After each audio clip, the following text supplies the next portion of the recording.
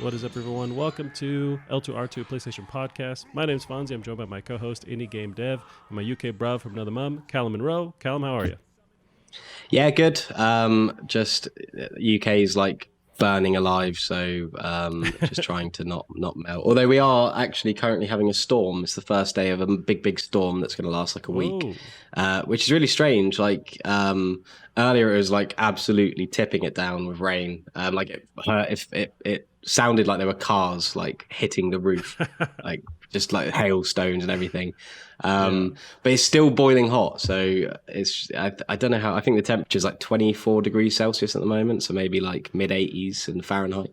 But it's like really just strange. But yeah, I'm just not good in the sun. I'm a bit red actually. I don't know if you can see. I've caught the sun a little bit, but do you guys kind of have? It could be feel worse. like every week there's kind of like extreme weather. Do you guys kind of have it just kind of swaying, like really dramatically? Yeah, especially in these kind of months, the tail end of sort of July, August, coming into September, we get like a bank holiday at the end of August as well into September, and it's always like a really, really hot weekend. So yeah, this is definitely the time of year where we start getting like huge heat waves and then storms and rain, but it always stays hot and humid no matter what. We have really horrible like humidity over here. I think that's why I don't know if you see like the memes online about how like I see it a lot about people saying like heat in Britain is just not the same as anywhere else, and because like we've said before, like I mean it was 35 degrees at the weekend, which is like mad here, which is like 95 Fahrenheit. And I mean that's hot, but I mean over here we get no air conditioning. It's really humid, and like we've had no wind either, and we're normally quite windy, which keeps the temperatures down. But there's just been no wind at all, so it's been just really hard to like manage. Like you'll just be standing still and just be pouring with sweat, and there's just nothing you can do about it. Sounds like but a nightmare. I'm glad. Yeah, it's horrible. Yeah, don't ever come to the UK. You're not really selling it for anyone on the fence. Yeah, maybe like April time when it's like kind of just coldish. But yeah, there's not a huge amount of reasons to come here. Gotcha. Well, yeah, I guess not. Nice. What you been playing this week? So not too much actually. I've been playing just a little bit more Assassin's Creed Origins, and some Alien Nation in bed. Yeah, not a lot really. Just those two same games past sort of week or so. Yeah, it's kind of that. And I guess you finished Tsushima really, so it's kind of nothing else, on the docket. Have you been jumping into Fall Guys at all anymore?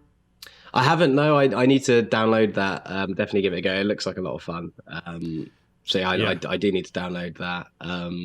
There's a few games I think I'm gonna get back into BioShock, the first game. So I'm really close to the platinum. I just need to like. I think I like finish my playthrough, realize I need to do another playthrough, and then was like, I can't because I've played through it like so many times already. So I've had like a good break from it now. So I might go back to that.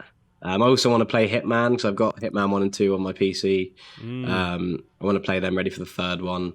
And a friend of mine's like really into the new Hitman. Well, he's into all the Hitman games, but he's been playing the new ones recently and has been recommending them. So might jump into those. I've got a few ideas of what I'm going to start playing, but yeah. So far I've just been trudging through Origins and Alien Nation. Well, with you mentioned BioShock, I know it was in the news. I didn't pull it up, but this week that dev Cloud Chamber, who's doing the actual, I guess the next entry in the BioShock franchise, they mentioned that it's not going to take place in Rapture or Columbia, so it's going to be a whole new area. Where would you want to see them take it? Some people have mentioned like space, but then the recent Prey is basically BioShock in space, so I wonder where they take it. Yeah, I think something sci-fi could be cool. I think there's something very disturbing about BioShock in a lot of ways, especially how, I mean, you've got like Rapture, which was meant to be this sort of like paradise sort of place, and then it all fell in because of politics or whatever. And then you've got was it Columbia, the place in the sky, which was very much like a paradise with all these dark undertones. So I think having something like that in like a space setting could be quite unique. I don't think we have many like really. I don't know. It's hard to explain, but I think space would fit it really well, and I think it's far and it's disconnected enough from the settings of the other games that they could really go in their own direction and sort of separate it from, because there's going to be a huge. I mean, even BioShock 2 suffered just from the fact Ken Levine didn't write it. Even though it's supposed to be a really great game. So I think just completely coming away from that and going to like space or something like that, I think could be a really good idea for them. I wonder as well, there's kind of bullet points they need to hit with BioShock. Like there needs to be some kind of topic of like a weird utopia that falls or has issues and a unique setting. So they kind of have to nail these certain bullet points, but at the same time, they're kind of free to do whatever they want as long as they kind of carry that feel and also have like cool enemies and bosses. That was a huge, mainstay for like with the big daddies and then those big eagle thing that chases you in Colombia. So like they kind of there's those like George Washington kind of guys with like the minigun, right? Yeah, they had some unique enemies and characters in Colombia. Like, and maybe I should revisit that. I haven't played it since. Maybe since the PS3 era. Like, I haven't really jumped. And there's the collection, like the remaster. But I have it. But I just haven't really played those games up in a while. Yeah, I mean, it's weird. I played the first BioShock probably 15 times as an estimate, but like just so many times, just because it's so enjoyable and it's come out on so many different platforms as well. I think that's the main reason.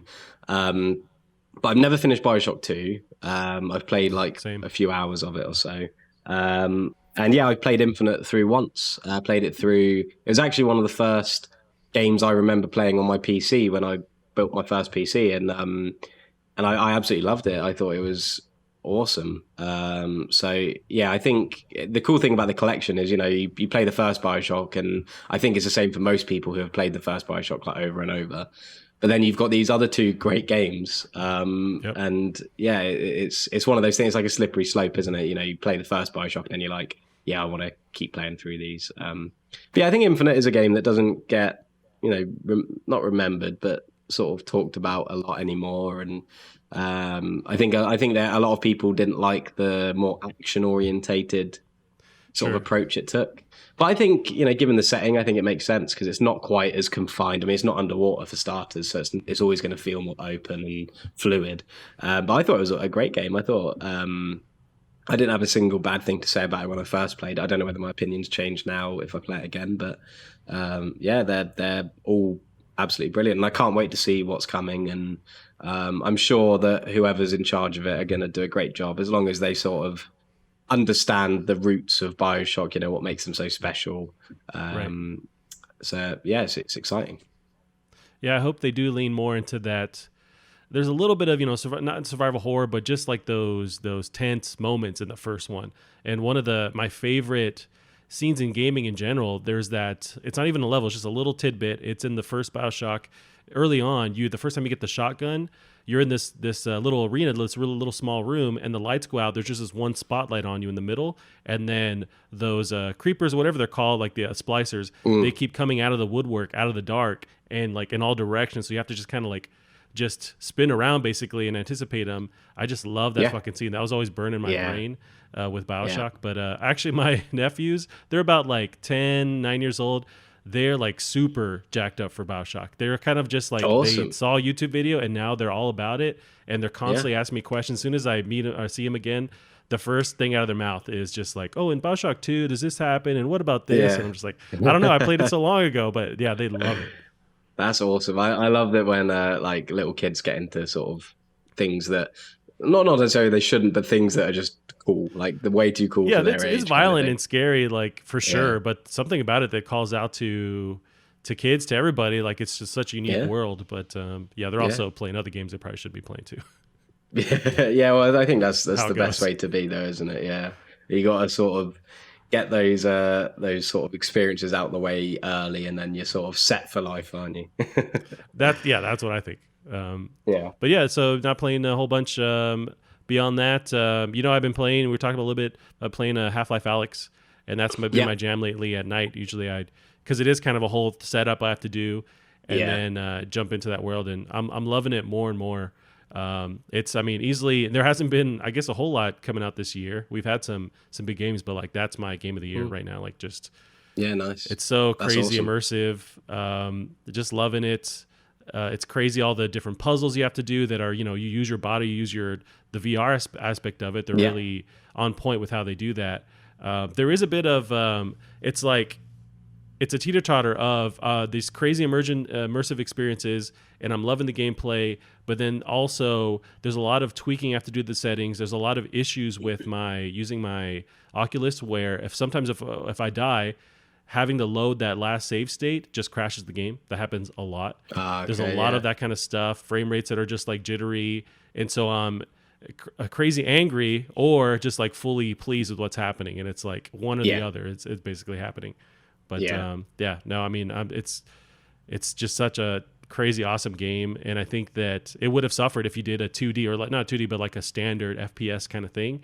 They're able to just do so much with getting you in that world. And I know I've read about in the years that have come by, like Valve has worked on different prototypes for what the next entry in Half-Life would be, and they kept they kept counseling them because they didn't push the tech forward, they didn't push the whole genre forward. And with Half-Life 2, that's what they did with the whole physics engine in general, using that grav gun.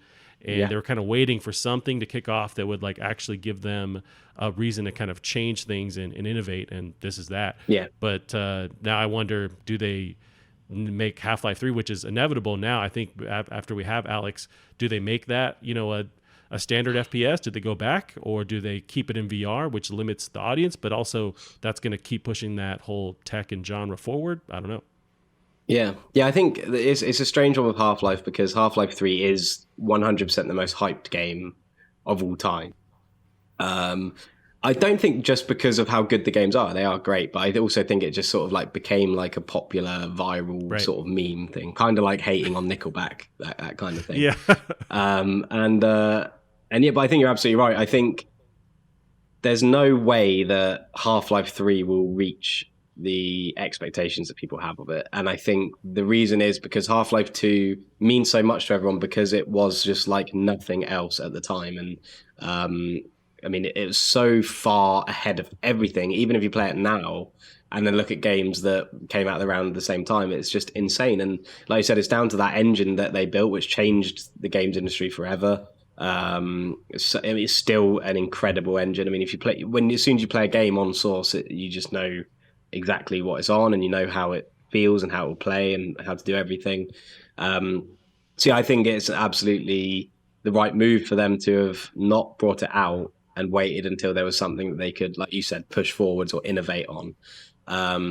So I don't know about Half-Life 3 now. I mean, I think maybe Alex has sort of like lessened the hype for it. Not that there's anything wrong with Alex, but just the fact there's been a new Half-Life entry. It's been awesome. Right. Maybe people are sort of, it's kind of like taking the sting out of that hype train kind of thing. So maybe they'd now be able to bring out a Half-Life 3 and carry on that story. But yeah, it's going to be a tough one. I wouldn't want to be the one in charge of making that decision, because it's going to be so difficult to, I mean, even with Last of Us 2, which is probably actually on a far smaller scale.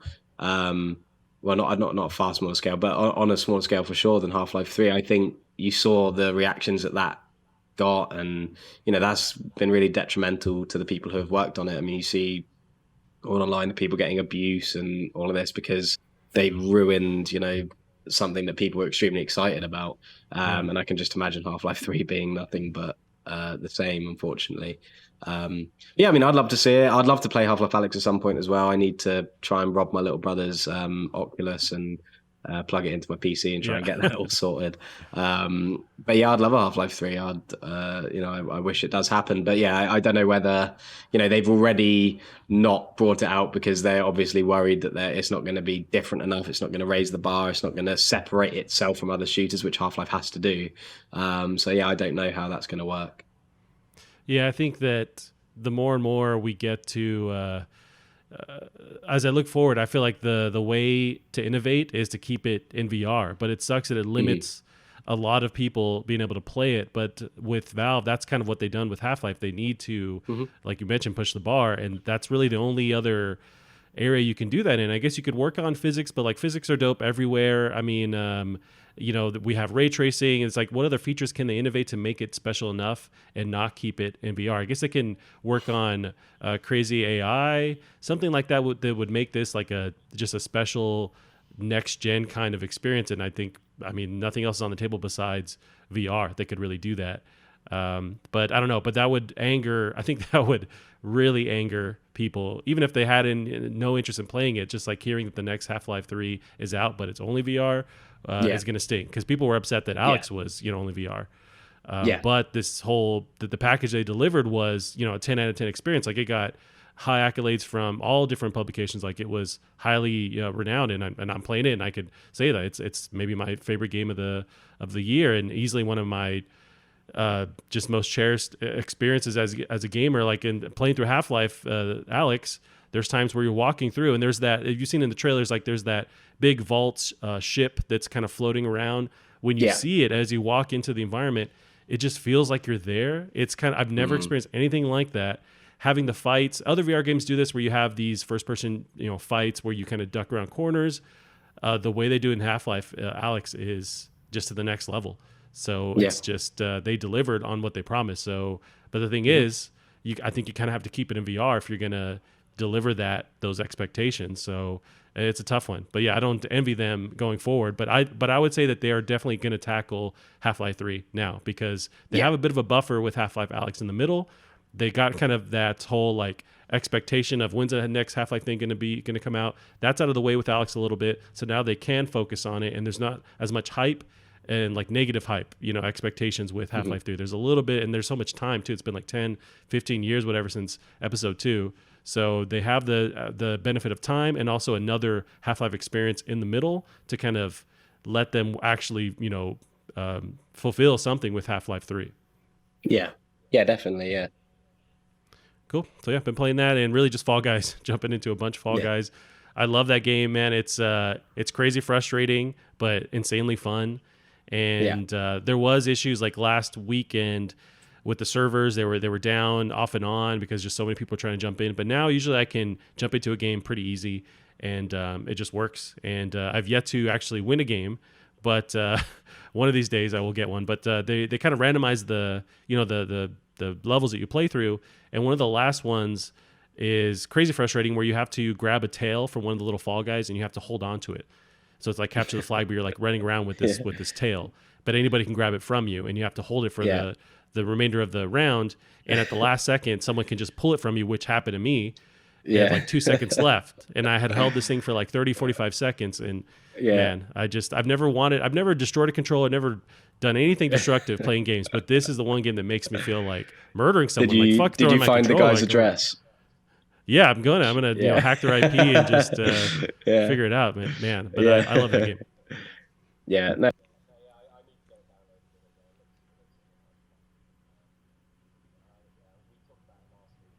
People moaning about it, but that seems to have died down now, which is good to see. For sure. I'll have to give it a download. And it's free, man. It's on PlayStation Network. That's one thing I'm wondering as well. Whatever deal they made with that dev is it Mediatonic? I forget the name. But whatever deal PlayStation made with that dev to get it on PlayStation for whatever timed amount that they're doing it, I feel like PlayStation needs to push harder and just acquire that dev, because I think this is going to be a huge property. It's like a kid-friendly, family-friendly. Anyone can jump into it. You're seeing the numbers on Steam and on Twitch. It's streaming so well. Yep. It's so popular. Buy that dev, man. Like, you needed to lock that down. And I don't know if the dev is interested, but whatever money Sony has in the vault, just like throw it at that dev and acquire them. Yeah. Well, it's like Psyonix, isn't it? I mean, this is the exact same situation Rocket League was in, where it was released for free on Plus, and then it became just absolutely huge. I mean, it still is. And everyone was saying then, PlayStation need to buy Psyonix because it's on PlayStation that Rocket League's become so big because of PlayStation Plus. It'd be, it makes so much sense to buy them and then get a share of whatever money they're going to make. But then Epic went out and bought them. So, I think you're right. I think it'd be smart for Sony to sort of do something about it, because it seems to be hugely successful. I mean, it was one of the top selling games on Steam as well. And so I think it's, I think like you said, it'd be a smart move. I think you're seeing some indie devs these past 5 years where you think the natural thing would be, if you have a huge company to buy you out, you would do that. But I think you're seeing more resistance with indie devs. There's that Cuphead dev, I forget the name of them. but they're also still independent. They had this deal with Xbox, and they helped fund the game, but they eventually came to PlayStation. They're free to make their own decisions, and they're still huge and highly sought out. Anybody would buy them. So maybe it's the same with this dev, where it's like, maybe there's no amount of money Sony would throw at them because they're going to be fine on their own and they can make all the decisions on their own. So I guess why sell? Yeah, I think you're right, and I mean it's people like Dead Cells as well, and they all work in a sort of a split profit kind of mentality, which is a really cool way to run a business. I think you're right. I think sometimes it's a shame for these big investor driven. I mean, I know that pretty much every company is investor driven to some extent, but these big PLC companies that coming in and gobbling up everyone. I don't think, but I think Sony they seem to be quite good with their studios from what I've seen. I mean, they seem to nurture them quite well, and I mean, I'm sure there's cases of the opposite happening, but yeah, I think it's nice to see independent studios. I mean, it's like Insomniac; they were pretty much independent until PlayStation finally bought them. Right. Who else is it? Sumo Digital. I think they're still independent as well. Who does? What does Sumo do? I know I've heard of that dev, but I'm blanking on what they actually. They're doing the Sackboy game. Oh, gotcha. For PlayStation, and they've got a couple. Like my friend works for one of Sumo's offshoot studios called the Chinese Room. So the Chinese Room were bought by Sumo fairly recently, or in the last few years, and he works there in their IT. They've just released a game on the Apple Arcade. I can't remember what it's called, but they also made that Everybody's Gone to the Rapture. Have you ever played that or not? Yeah, I never finished it, but I started playing the beginning of it, and it was a cool experience. Yeah. So they made that, and then, but I think Sumo also are doing. God, what else? I think they were doing Dead Island 2. So, and then I think they gave. I don't know. They're an independent studio, but they act like quite a big company now. They buy other people, and I think they are still an independent company, just with subsidiaries as well. Gotcha. Now we can go into the news next, but there's an article I didn't have pulled up just because it's not PlayStation related, but it was pretty big. I want to get your takes on this because we had covered that Xbox event where they showed off a lot of next gen stuff. They showed off Halo, and just this week they announced that they're going to delay Halo to 2021, Halo Infinite. What were your thoughts when you had seen that? I mean, it's the same with other games. I mean, it's you'd rather see a game delayed than come out and need to have been delayed. But it's a tough one because it coincided with Xbox's launch.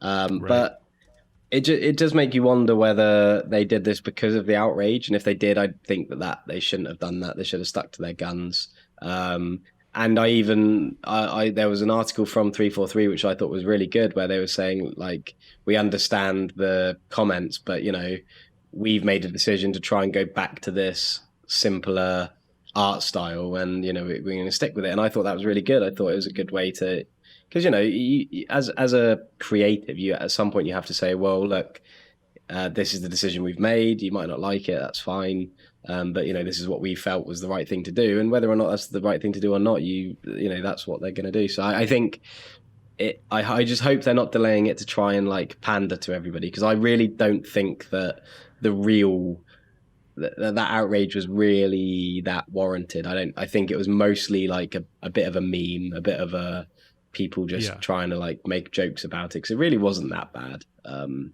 It looked fine when we saw it. But yeah, hopefully it's because of actual reasons. I mean, I think they cited COVID making it difficult, and just wanting to make some finishing touches. So in that respect, I think that's fine. I think good luck to them, and hopefully the extra time will help. But yeah, I think with all the outrage that there was and the Xbox's launch, it's a bit of a different situation this time round. And so hopefully it doesn't cause too much problems, because I think that now means that there's literally nothing coming to Xbox that is separating it from everything else. So I don't really know what they're going to do there, but yeah, we'll have to see how that comes out. Yeah, no, I mean, lastly, you mentioned what does Xbox have to offer with Series X when it launches, and that's their next hurdle, is to still sell this in a way that is worth picking up. I guess they could lean into the third party like really strongly, because you have Valhalla coming out. You have, assuming Cyberpunk doesn't get delayed, because now people are wondering, okay, is that the next big one to be pushed back? But assuming Cyberpunk isn't delayed, you can lean into these third-party stuff and show like, hey, it's going to be best if you play it on Series X. It's going to look the best. But I think a lot of the next-gen upgrades for these titles aren't going to be day and date one. I think they're still pushed to, sometime close to launch, but they're not saying that. I think even with Valhalla, it's not going to be day one you get the next gen upgrade. They're still working on that next gen upgrade. I could be wrong, but I don't know if they'll have these ready by the release of the Series X. But yeah, I guess you can still paint the narrative of just leaning on those third parties and showing like this is the reason why you want to get a Series X. At the same time, the Xbox really has been pushing why you need a Series X, because their whole mantra is still that you can play these games anywhere. So I guess it'd be weird for them to now say, no, you need to buy this console. I think they're just they're not worried where or when you buy this console, as long as you just get Game Pass or something, like as long as you stay in that ecosystem, however you do it. But it's interesting. And it's a huge bummer because I was excited for this, but you're right where you don't want to, I don't know if you mentioned that, but you don't want to fuck up Halo. Like Halo is so synonymous with Xbox. You can't mess that up, especially the last couple times, where they've already Halo done 5, it twice. Right. So it's such a bad taste in people's mouth.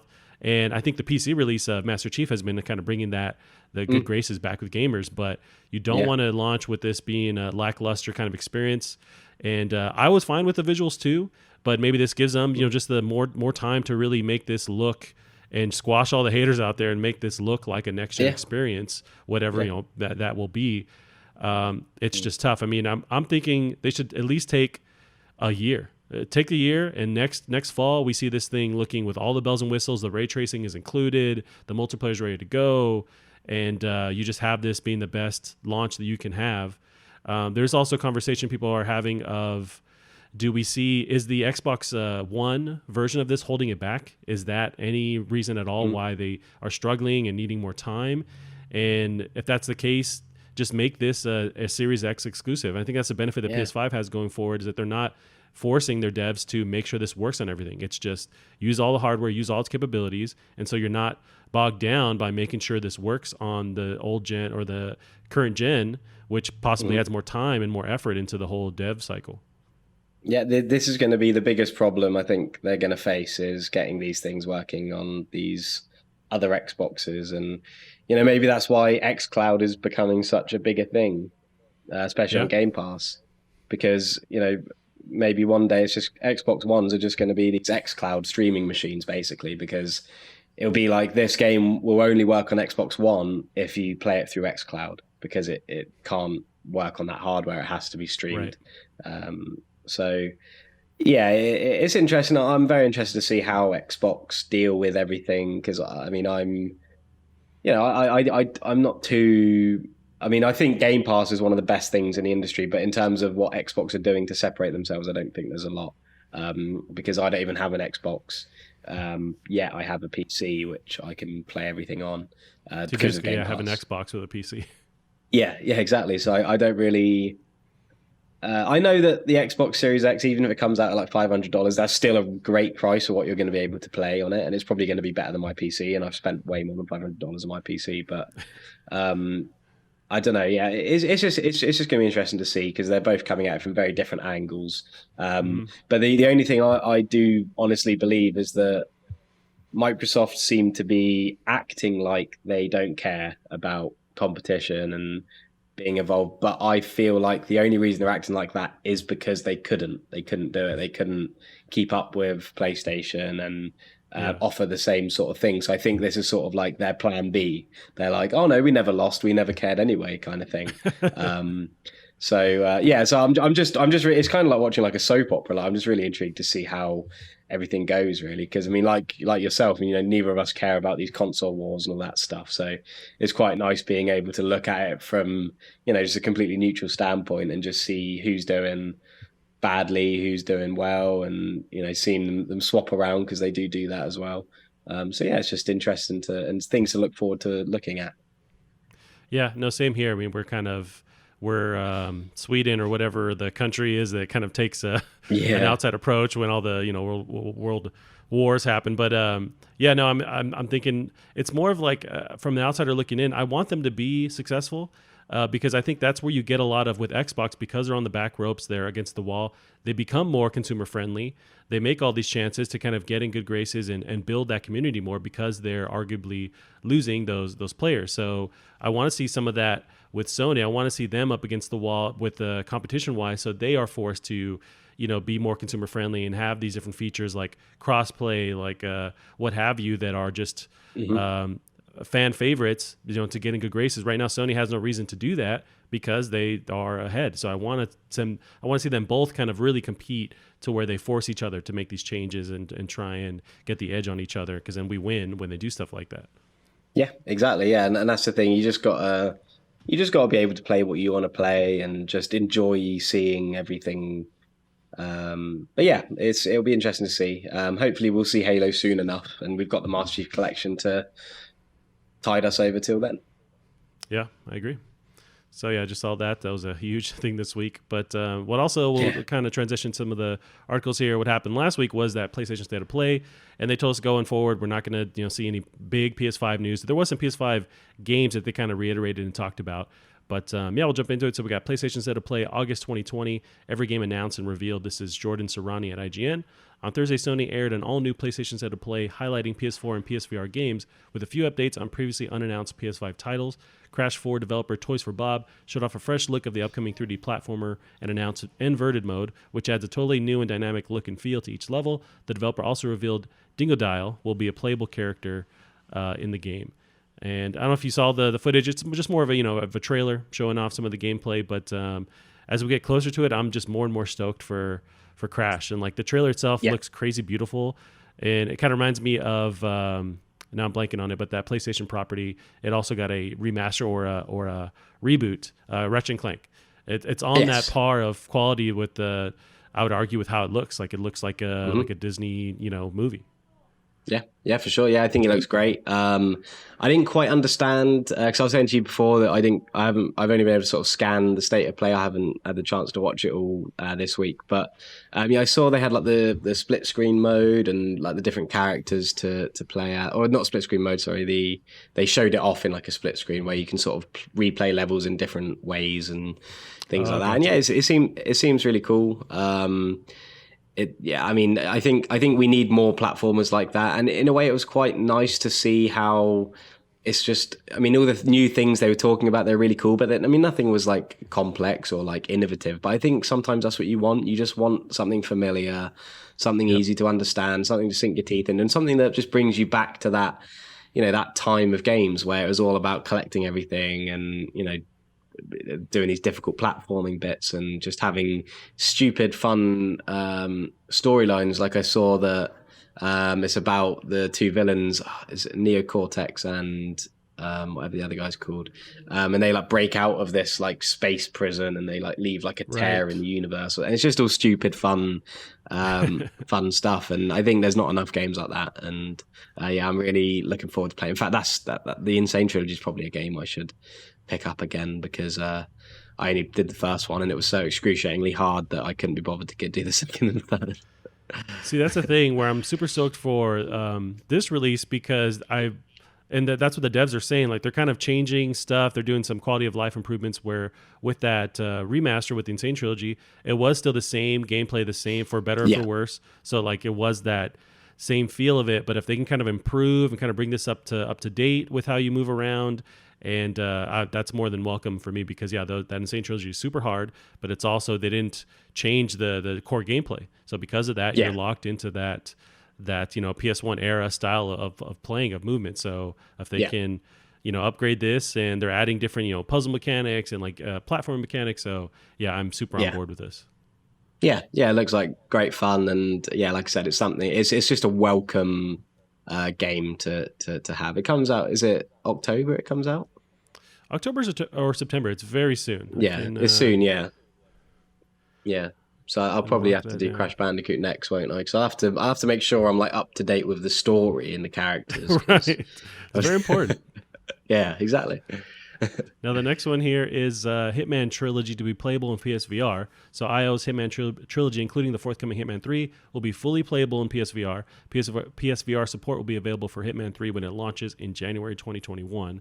So they showed off a trailer, which was just a very short kind of intro to what you can experience, but it shows the main Hitman dude. Was it Agent Zero, Agent 1, something like that, Agent Skarn? Agent 47. There you go. I was close. Yeah, close, yeah. But yeah, he's at it starts with that traditional gameplay, and then you zoom into his head, his field of view. Yeah. And it looks really cool. I mean, this is a game that I think lends really well to VR, because with VR, you don't want to have too many jarring motions or moving too quickly. And this is just, you're walking at the normal pace. And it's just, I feel like this perfectly fits this kind of environment. But yeah, I'm really stoked. Definitely, yeah. Yeah, I think it's awesome. And I think the fact that it's like added it to the previous games is really, really cool.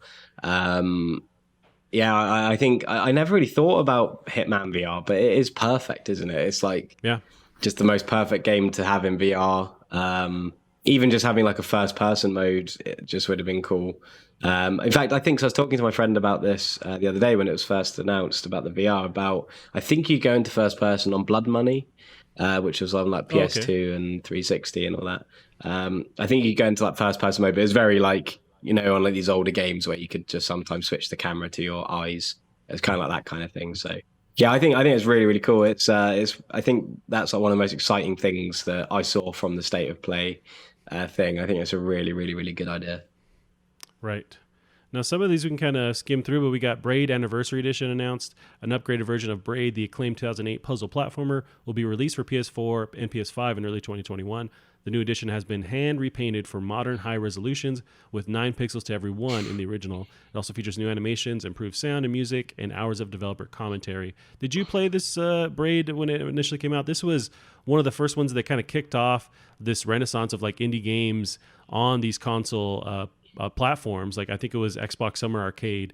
This was the first kind of premier one, and then it kicked it all off where these console manufacturers were seeking out these indie devs and then blowing them up on their platform. Yeah.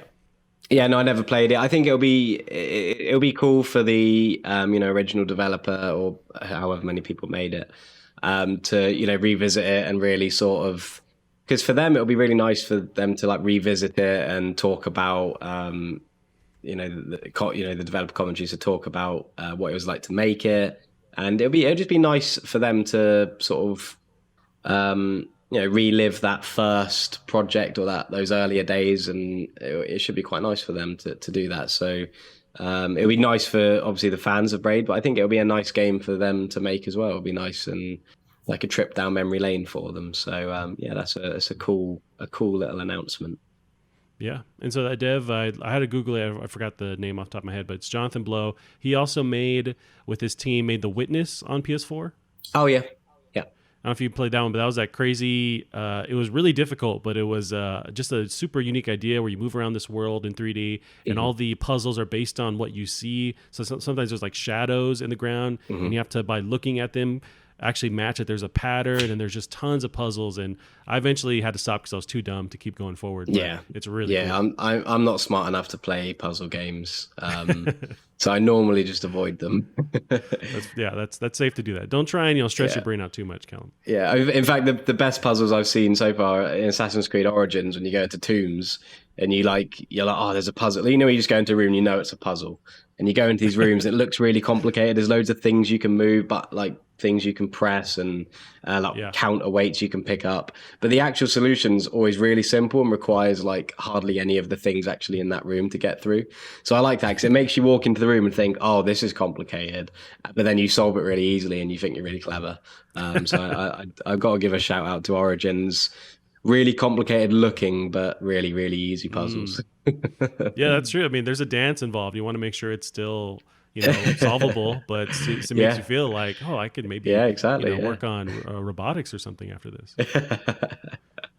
So the next one we got is Spelunky 2 release date announced. It's coming to PS4 on September 15th. Are you a fan of the Spelunky games at all? I've kind of I think I own them on PS4, just like maybe it was a free PSN game at some point. My buddy Gavin really loves them. He's trying to get me into it, but have you played them all? Yeah. I played a little bit. I played it back when I didn't really understand roguelikes. I didn't really understand the point in them.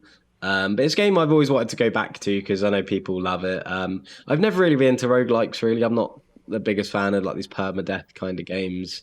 I like the idea on paper, but yeah, in fact, I'm not really into like 2D platformers that much anymore. Gotcha. I try and play them, but I don't know if I'm not good at them or there's just something about them I'm not 100% keen on. But no, that's really cool that there's a second game coming out. That's huge. I mean, it's a massive, massive game, the first Spelunky.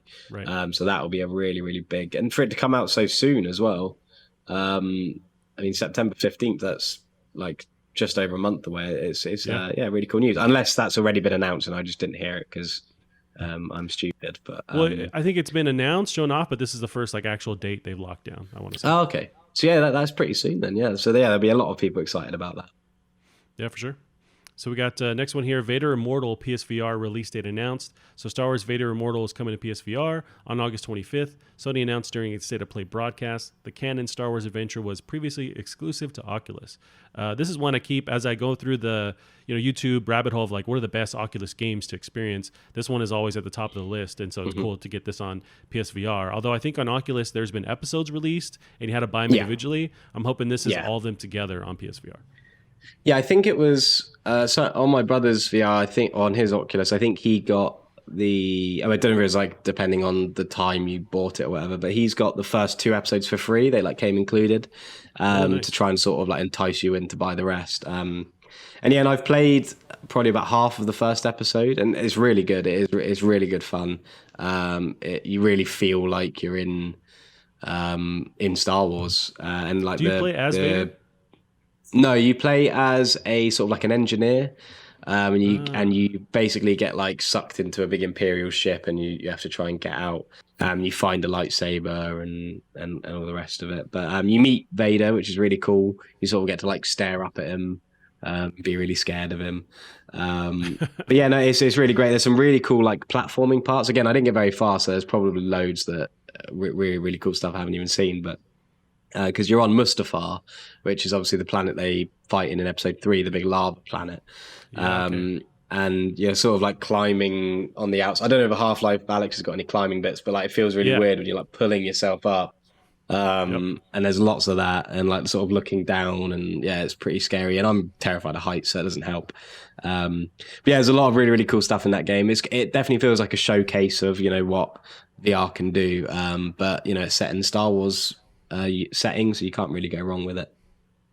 Yeah, I guess I must not have looked at very much footage, but I assumed that you play as Vader. That's what always seemed cool to me about this, and I guess I'm kind of bummed that you're not. I want like a Vader simulator, but at the same time, if they do it like sort of like Alien Isolation, where you have this big bad that you cannot go up against, and you basically have to run away and kind of scheme to try and survive because Vader is this all-powerful Jedi no one can mess with on the dark side. But it's interesting, but I need to actually try this game.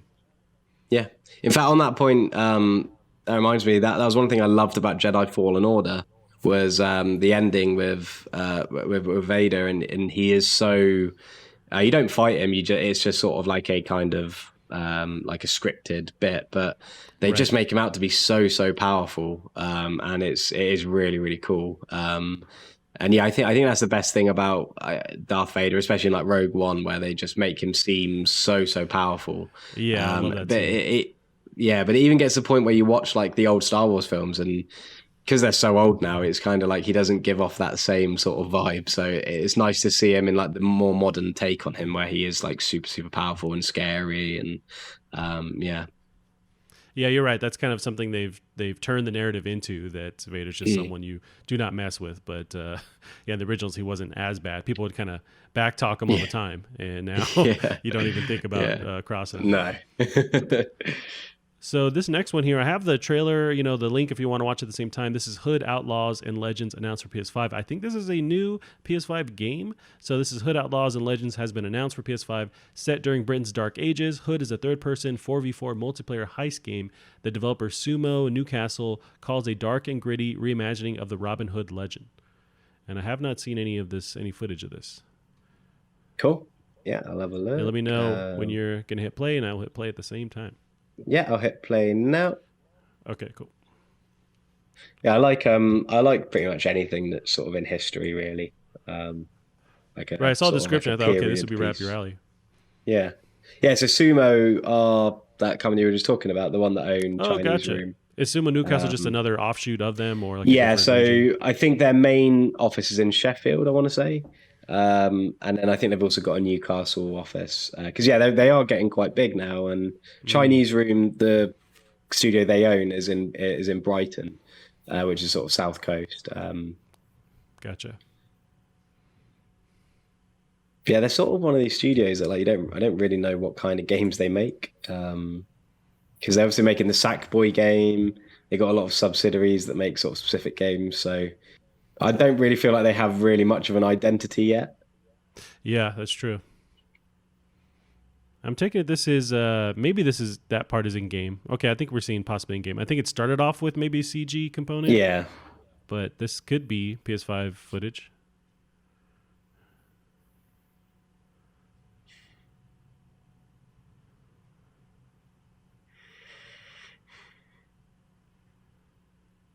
Now the whole 4v4 thing, I'm just not a fan of this type of gameplay, but these always look really cool. But like the Predator one that released recently, I'm just never Yeah. that interested in playing it in this style. Like I'd rather do single player, but No.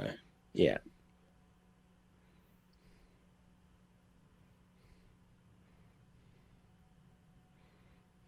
yeah, I think it looks rough enough where that could be PS5 footage Hmm. gameplay. Oh, so it's showing gameplay at the end. Yeah. Oh, here we go. Okay. Yeah, this kind of looks current gen, but Yeah. Yeah, it looks fine. yeah. It looks all right. I probably won't get it. But Right. yeah, Yeah, they might it do does like look a free thing. it looks quite rough. Yeah, I mean, I don't know whether it seemed worth showing at a state of play, but yeah, I mean, Padding, I think, to kind of, you know, yeah, but I mean, create enough there are space. people who love those kind of like what's the word? Is it? It's not isometric. It's something like that. No, but like that Like multiplayer Predator. kind of Yeah, genre thing you're talking about. Okay. yeah, like where you have sort of like one team doing one thing and one team doing the other, and it's kind of like Maybe like objective Rainbow based, Six but against Siege or each other. whatever. Yeah, yeah, yeah, Yeah. yeah.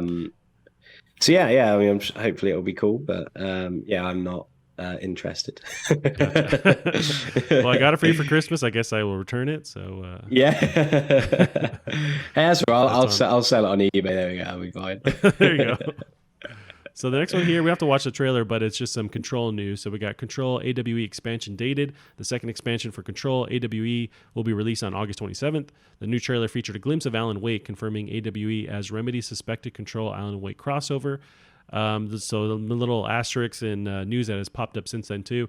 Remedy Entertainment has confirmed it is working on a future game that takes place in the same universe as Control and Alan Wake. So aside from this next DLC thing, which is the last for Control, their Remedy's working on a separate game that's still in this universe too. So whether it's Control or Alan Wake or the two combined, they're working on the next entry right now as well. But I feel like they put out a lot of content for Control. Like this is the last one, but there's been quite a bit of updates supporting this game for the past year, which is pretty awesome. Yeah. Yeah, no, it's cool to see it supported. I think we'll probably get into Yeah, their most recent thing, which sort of sours it all. But yeah, I'm not the biggest fan of Alan Wake. But it's cool. I know that loads of people love it, so it's really, really cool that they're going back to that franchise and crossing them over. Hopefully they'll sort of do it justice. Sometimes these weird crossovers can kind of ruin a game, especially something as I know Alan Wake's already had that really weird American Nightmare DLC. But it always seemed fairly grounded in the way it was told. Like it was told like a really serious, thriller. I think that was kind of the point with him being like a writer. So yeah, it'll be interesting to see. I probably won't play it just because obviously I haven't played Control, and also yeah, like I said, Alan Wake. I'm not the biggest fan of Alan Wake, and as you know, I don't like playing things that are like based on things that I don't know very much about. gotcha. So I'll probably give that a miss. But no, yeah, like you said, it's really cool that it's not really the kind of game you'd expect to be supported with lots of expansion. So it's good to see that. But yeah, I'm guessing you'll probably give it a go, right? I think so. It depends on how much this is. I think I'm not sure if this is free because I think some of the other DLC stuff has been free. I forget because I bought this game like 3 different times, and it's something my buddy Gavin always gives me shit for because I bought it on PS5 rather when it came out first. No, sorry, I'm thinking Xbox PS4, Series or Xbox X. Yeah. God damn, there's too many of these dumb names. Yeah. It was Xbox One X. Got Xbox it there something. because it was just like slightly had better graphics. And bought it on PS4 as well, like months later, because a DLC premiered there first. And then when I got my PC, wanted to see ray tracing, so bought it there on PC. So that's also why this next tidbit burns me a bit after having owned 3 different versions of this game and supporting it. So this was announced, yesterday, the day before. Control will only get a free next-gen upgrade from the new Ultimate Edition. So existing owners of Control on console won't get a free upgrade to its PS5 or Xbox Series X versions, but those who buy a new Ultimate Edition due September 10th will.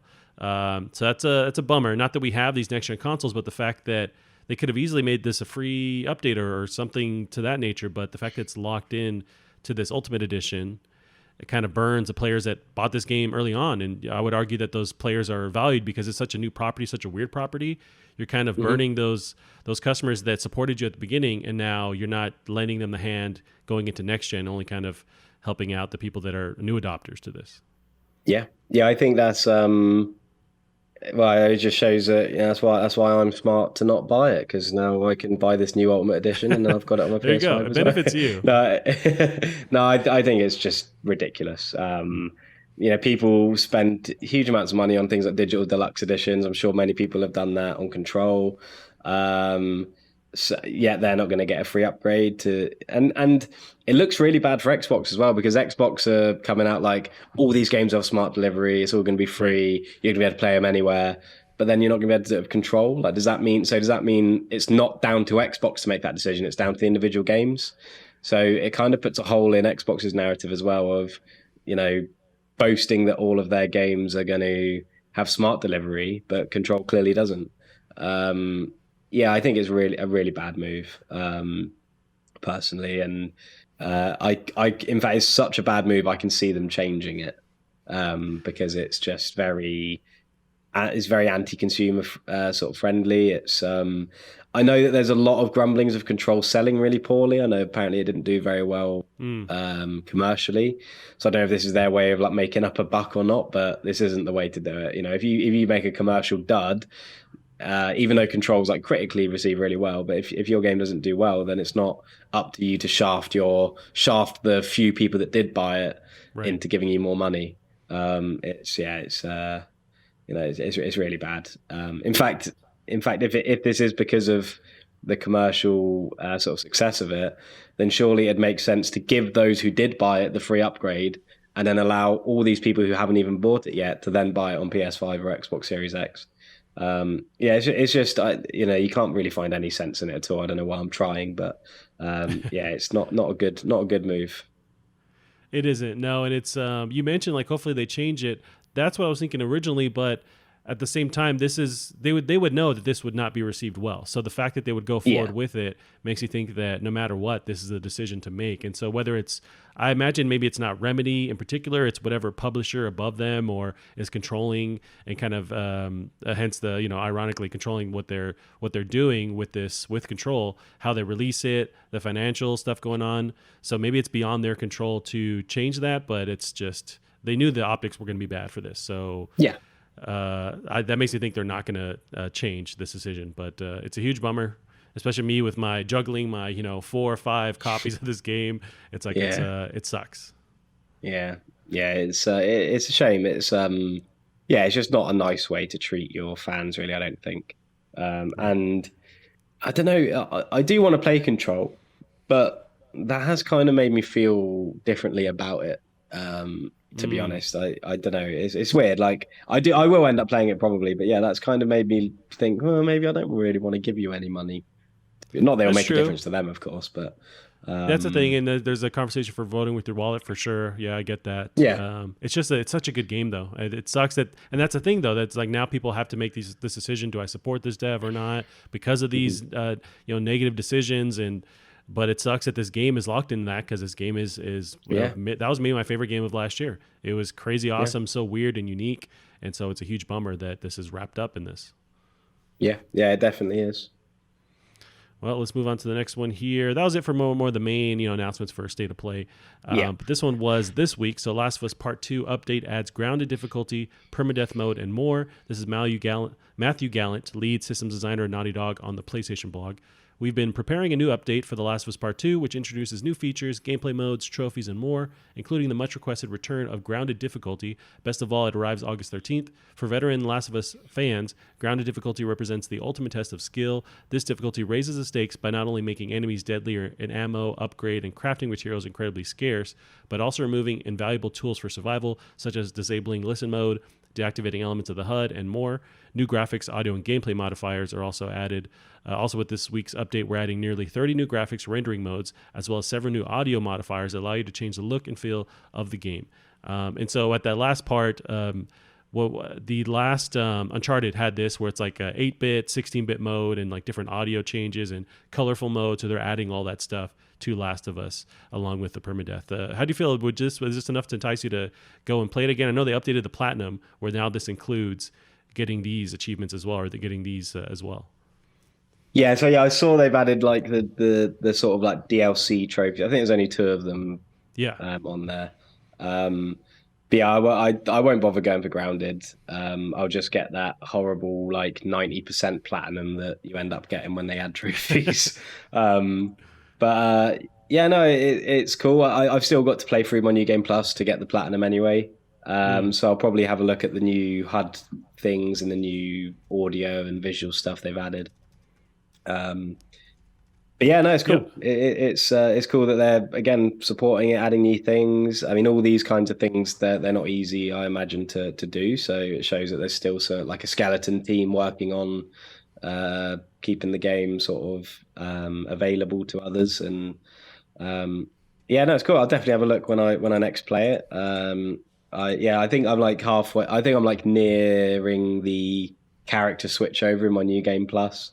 Gotcha. So whether or not I go back to that soon, but at least I know there's something newish to waiting for me when I go back to it.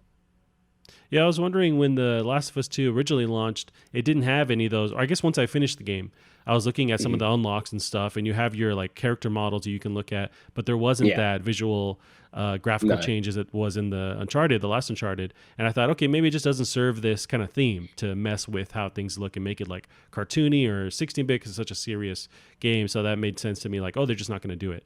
But so I was kind of surprised that they are going to seek this out. And maybe it was something they had to not cut, but like postpone just to make sure this, reaches the deadline. It's like, we got to work on this stuff at another time because we got to make sure the bare bones of the game is ready to go. And then Grounded, I never played it in the first one just because I don't need to be extra hard. It's just, it's already fine for me how it is. So those never really or called out to me, but especially with the permadeath mode, like I saw this GIF today of this guy. He's playing he's streaming it. He's playing the Last of Us playthrough, and there's a point where he's climbing a rope as Ellie, and he switches to his menu and then switches back out, and that causes Ellie to let go of the rope and then fall to her death. Oh my god! No. And he's like, I don't know, 4 or 5 hours into the game at that point, and just screams in anger. It's like, I want nothing to do with that. Yeah. Well, that's what you get when you play permadeath. You're subjecting yourself to. It's like, I'm just glad that all these trophies have been added in after, so they don't affect the platinum. Because like, it could have been another Wolfenstein 2, where that one of the trophies on that was to play it on this new difficulty, which meant it was like the hardest difficulty in terms of like enemies and health and everything. And that game's already bloody hard on normal. Yeah. And if you die, you have to start from the very beginning. And I think that. I remember the platinum trophy on that game was at 0.0% for months and months until some absolute mental person managed to get it. Yeah, I remember knowing about that trophy because there was sort of a big thing about it before it came out.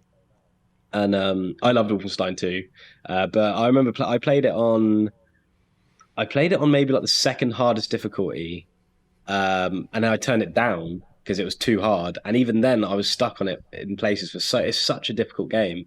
So to do that on the hardest difficulty and not die is mad. But yeah, I'm just glad that it was an afterthought and put in so it doesn't affect my platinum trophy. Right, because those are so outlier kind of things where only like this this super low percentage of people are actually even going to attempt that, let alone complete it. So, exactly. Yeah. And then everyone else who is a completionist, wants to still be able to achieve that. And so, leave it for, must be like trophy plus situation where it's like, it's just for the normals can be in the original launch. And then you can have these insane people that want to try and achieve that. Although saying that, I mean, there's no difficulty trophy anyway in the game. So maybe they could have added it in and then just not had a trophy for it. But yeah, no, it's cool. It's cool as well because they've got so many accessibility things. This is like the complete opposite.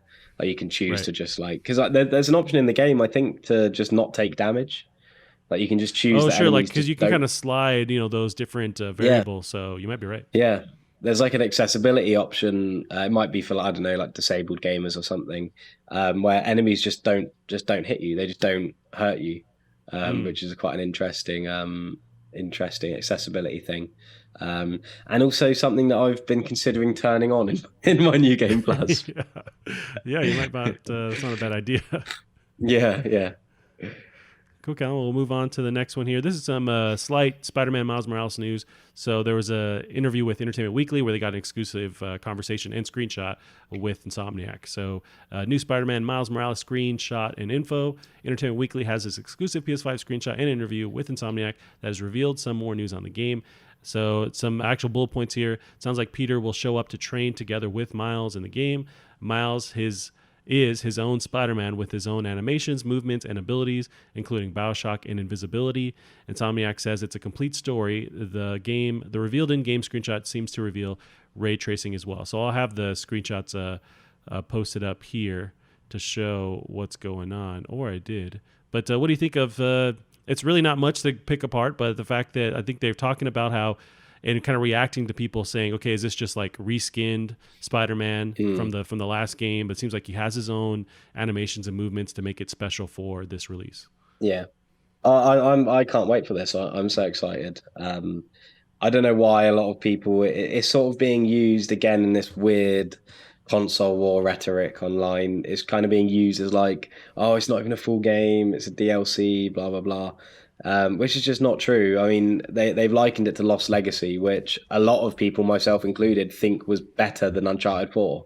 So I don't think that's to say it's not a real game or anything like that, which a lot of people are saying is just wrong. And I think that this is just Insomniac sort of trying to like reiterate that, it's its own game. It's a complete story. He's going to have different abilities. It's not going to be a reskin. Right. So yeah, I'm really excited. I think it looks lush. I think that the screenshot that seems to show some ray tracing is cool if that's sort of in game. I think it's just a brilliant launch title as well. I mean, I'm hoping that it is a little bit shorter than the first game. Not that the first game was too long, but just because it'll be nice to have these nice little bite-size experiences on a new console, because it allows you to not just stick with. I mean, imagine having like a 80-hour game like Assassin's Creed Odyssey as like a launch game on PS5. It's like you just got this brand new console and you spent like the next 2 months of it just playing the same game. You want to sort of experience different things, and there's always that like honeymoon period where you're playing all these obscure games that you never play normally just because they're on the new console. So I think it's perfect. I think having a game like this and Ratchet and Clank, which will probably be quite an easily digested experience as well. I think it's a great little duo, and they're both done by Insomniac. So yeah, really exciting. Anything I hear about this is exciting, and it's cool to know that Peter will be in it, because I think that Peter Parker in the games version of him is a really amazing character. I think I've said before that the story was the unexpected winner of that of the PS4 Spider-Man game. I didn't expect the story to be as good as it was and to pull me through as much as it did. But so I'm hoping to expect some more of that, and it'll be nice to see some more Peter and Miles time. Yeah, no, same on my side.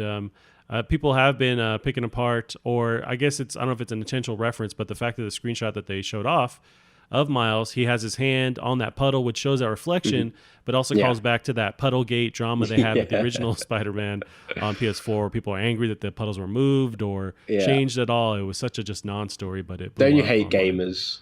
Don't you just hate them? Yeah, they suck. But yeah, no, I'm excited. Has this been confirmed to launch with PS5? or is this just like I early don't know window? actually. I let me have a look. I'd So I imagine feel like it would be. Let's have a look here. How do you find things out? Well, or they've it said like says it's holiday. yeah, it says it's coming out end of 2020. Okay, So then that would be if it's launch window. not, Yeah. uh, it says here the game was announced on June 11th for PlayStation 5. It's due to be released in Q4 2020 alongside the release of the PS5. So yeah, Gotcha. it's just got it's the same release as the PS5. It's just because neither have been announced. It doesn't say. And it's coming out alongside a remastered version of Spider-Man, which is cool. Yeah, if you Hopefully can have it'll have a remaster on Spider-Man or separate trophy list. remaster Spider-Man on PS5, also with this on Yeah. PS5, that's a strong launch out of the gate, and that's enough to Yeah. I think make a lot of people Yeah. change gears or switch to that side with this Yeah. with this launch, especially with Xbox losing Halo. It's like, what else do they have to offer that's exclusive to that console release? And PS5 at least has this. And 4K 60 FPS, which on a system that's probably going to cost like $500 is insane. Like a graphics card alone that will be able to do 4K 60 is way more than $500. And then you also have to get all the other parts and everything else, which are just as much. So, it's pretty amazing. Really, really excited to see it. And it's going to have all the different things like haptic feedback and the 3D audio. So it's going to take advantage of all these new things. So it's just another reason why it's obviously not going to be a reskin of Spider-Man or, a really small experience. There's going to be so much to it. And I'm really excited. Yeah, and I guess you touched on something, and not to jump too far again into PC stuff, but there's an advantage with consoles where they're able to scale really well with whatever display you have. They scale to 1080p or to 4K and up-res stuff, and I guess that's tech. I'm sure it's on PC, but it's just not like always baked in, and that's something that consoles they have to do it really. But I think it benefits where it's always looking as best as it can and kind of scaling to what your display is. Yeah, I think they're trying to sort of introduce that into PC. I think Death Stranding has it, and I think Horizon has it, where it'll dynamically adjust things. So you'll say what FPS you want, and it will just constantly be changing the settings to make sure you're getting that FPS. I think it's in its infancy, so it probably doesn't work as fluidly as it can. But that is basically what consoles do. Consoles, because they're all the same, every single, except like the every iteration, like one or two or whatever, but they're all made for the same thing, so these games can be optimized to high held to sort of work as well as they can. Right. So it's so much, that's the thing. Playing on a console is so much easier than playing on a PC because everything's done for you, and they're made for playing games. PCs you can play games on them, but that's not their main focus, their main purpose. So there's a lot that can go wrong as well. You can do your taxes on them too, and Microsoft Word. That's about it. Yeah. All the stupid, signed into Skype as soon as I turn it on. Right. Yeah. That's something, as a new kind of PC player, that's something I think I respect and admire more about my time with consoles, is that it all just kind of works. Like, you're stuck with sometimes with updates at the beginning, but man, it all just works. And I do really admire that. With PC, there's a lot of tweaking, but of course, it's a whole conversation. It's like there's more adjustments you can make. You have more control over your experience. You can customize more. But I just also really love now, being a PC player, how simple consoles are. Just plug it in, it works, we're good to go. Yeah, for sure. Yeah, it's and there are some things that try it, like Steam Link, which is quite easy to use now if you've got like a smart TV, so you can stream Steam onto your TV and things. But it's just, like I was saying to you about Assassin's Creed Origins, like it was working fine, then suddenly it just minimized itself one day, and then it was running really badly. I had to turn everything down, and I wouldn't ever have a problem like that on console. But then the other argument is that apparently Assassin's Creed Origins doesn't look very nice on console, and it's a far better experience on PC, and visually anyway. So there's all that as well, and there's so many different factors, but you can't say, for me anyway, you can't say one is better than the other, because if I had to, I'd probably go with console just because of how easy it is. But they both have so many pros and cons to them that they're just completely different things. But at the end of the day, they're still for playing games, and the core fun you get out of them is the same, regardless of whether you're playing at 2 million FPS at 4K or at 1080p with 30 FPS. It's still it's fine. It's really not that big of a deal. Yeah. Let's move on to a story also not a big deal here. This is Marvel's Avengers includes exclusive skins for Virgin and Verizon customers. So this had popped on the news this week, and it's just a weird story. So this is Suraj Singh of Enemy.com. Square Enix and Crystal Dynamics seem to have more exclusive treats up their sleeves for next month's Marvel's Avengers, according to a new leak that shows exclusive skins for Virgin and Verizon network customers. Twitter user Play Avenger compiled a list of unannounced exclusive content for the upcoming superhero game, which includes skins, emotes, and future cosmetic releases. So this is a picture of the lineup of the Avengers, all with their exclusive, terrible-looking, corporate skins on them. How do you feel about this? I mean, this is kind of this is overall like a negative, weird corporate move, right? Yeah, I don't know. I like how it says for Virgin customers. That's about right. That's about right for the target. That's about right for the target audience for this game. I just hate everything about this game, and this is just making me hate it more. It's just everything just looks so boring and bad, and I mean every single character just looks so plain and just. I just have nothing positive to say about it at all. And this is just disgusting to have like skins emotes because of what network you're with. It is just if you bought like a Coca-Cola can or a Pepsi can or Doritos, like it's all just the same stuff. It's gross. Also this week there's that PS4 beta, or it launched on PS4, the beta rather, for like a timed exclusive, and so people are playing it, outlets are talking about it, and it's kind of lackluster responses. It seems like it gets stale very quickly, while it does look, a lot of the set pieces do look beautiful, but it seems like it's kind of a rinse repeat gameplay that grows old really fast. I'm not surprised. This is one of those games that I'm excited not to buy. Like, I'm excited not to spend any money on it. I'm looking forward to it coming out so that I can not buy it. It is just it's just a horrible thing. Yeah, it's weird. I mean, you mentioned like being excited to not buy it, but I agree with like sending a message to these devs saying we don't want this. Look at how successful Spider-Man on PS4 was. It's a single player experience built from the ground up. I think people want that. Or if they're going to have multiplayer, it's like a closed kind of system where they can play with their buddy on the couch or across the internet, but otherwise it's not like a Destiny kind of style of interaction with this. So yeah, I'm hoping that they take notice, or maybe this thing sells well. I think it's going to sell decent just because it's the Avengers. Sure, yeah. But I'm sure it will, I just don't know. Doesn't call out to me, but I'm sure they'll. It seems like it's already made a huge amount of money. Right. Yeah, they're already making deals with these companies. So I think that's going to help pay the bill already. Yeah.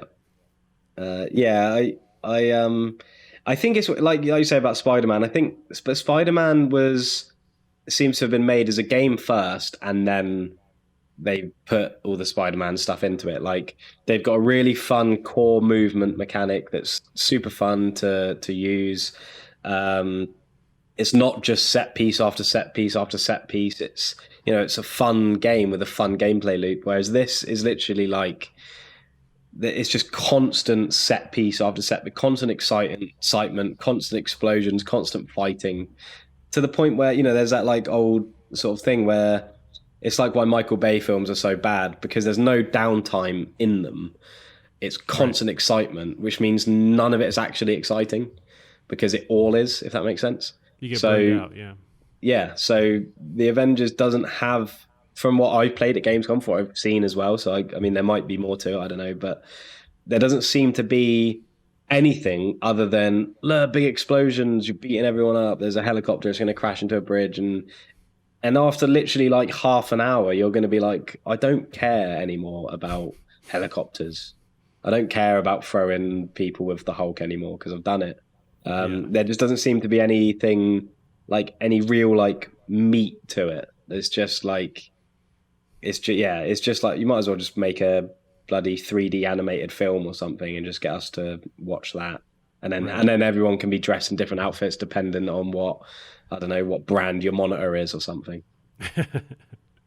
Yeah, no, it is very strange, and I'm kind of thinking like picking apart as well the what is the origin to all this, because Marvel is involved with this this release, and they're also involved with Spider-Man on PS4. But I guess because Sony still owns the rights to the Spider-Man character, maybe they had more control over the game they wanted to create, and giving it to Insomniac and actually giving more creative control to Insomniac to like, hey, make this single player. Don't worry about always on abilities or like microtransactions, like just make this game and make it work. But it seems like with this being multi-platform and maybe Marvel has more control over the game that they want created, it's maybe more of that Marvel corporate machine saying like, hey, we want this massive multiplayer online where people buy these different credits and there's V-Bucks. You know, I feel like that's the more of the corporate machine making their way into it and controlling how this game is being made. And then Crystal Dynamics is just, I'm wondering if they're just stuck being told like, this is the game we want you to make, so make it, and they're just kind of at the helm of, you know, a corporation forcing these different unpopular, you know, mechanics in there. And I wonder if it splits that way, or this is something Crystal Dynamics is also on board with or wants to do, the experience they want to provide. But they also came from Tomb Raider, creating these like specific narrative experiences. So I feel like if they could choose, they would build something that's more like Marvel Spider-Man or on PS4. So it's very strange. I wonder who's pulling the strings and causing all this. Yeah, I think as well, like it was announced, what, in 2017 or end of 2016, when was like all the Avengers films actually out? Oh, Endgame. I want to say Endgame was still yet to be out or had just came out. So Age of Ultron came out in 2015. So it was revealed like way before Infinity War, way before like hundreds of Marvel films. And so I think that there was a little bit of excitement then, but now it's just like, you know, we've had 4 Avengers films. Right.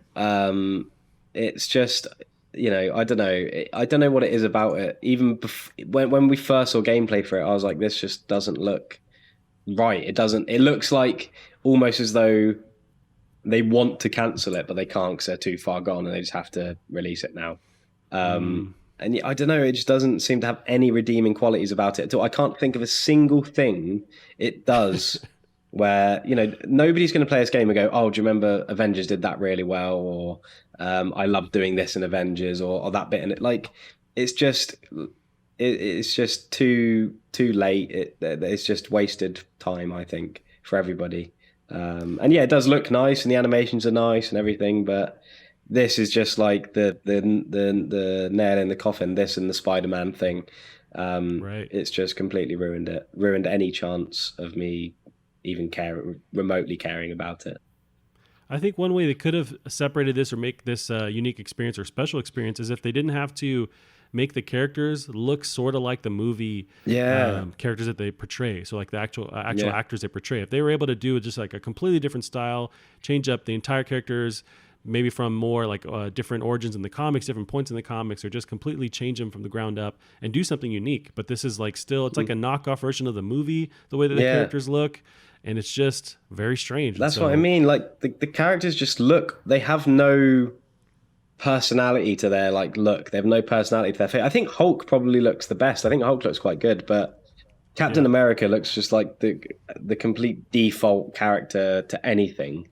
I don't know if you played Final Fantasy VII remakes, but people were like really upset about the NPCs and that because they all looked completely plain and basic and had really basic, and that's what they look like. They're the main characters of the game, and they look like the most basic NPCs you can find. It's almost as though they found some 3D character random generator or something and just used that. There's just nothing behind them. Like they're just dead, empty faces, which resemble very slightly their movie counterparts. And it's just, and I think that's it. That's the thing. Like Spider-Man, they focus on the character, wrote a really well fleshed out Peter Parker, just had a really focused game. And this is just like, this game is literally, people know these characters, they're going to play for them, they're going to pay for them. Let's make it, let's have explosions and let's have them be able to play as whoever they want and buy skins. And it's just corporation the video game. Like it's just, Yeah, it's I think just you're right on that. I don't like it. Yeah, and I do want to be. I wish I felt more positive, but yeah, I think I end up where you Yeah. are. It's just like not unique enough, not special enough, not different enough. But we'll see. This thing comes out in a month, so hopefully, Yeah. there actually is more meat on the bone with this. There is enough to keep people replaying it over and over again. But it's not for us, apparently. No, definitely not. Alrighty, Callum. Yeah, that's it for us this week. We'll end it there. Where can they find you online? Bear Monroe on Twitter. I haven't been on too much recently, which is probably a good thing. But yeah, it's normally the best place to find me. For your sanity, I would avoid Twitter. Yeah. It's too hot. It's too hot to go on Twitter at the moment. And you can keep up with the show as well on Plastic Heart Pod on Twitter. We will see you guys next week. Bye-bye. See you later.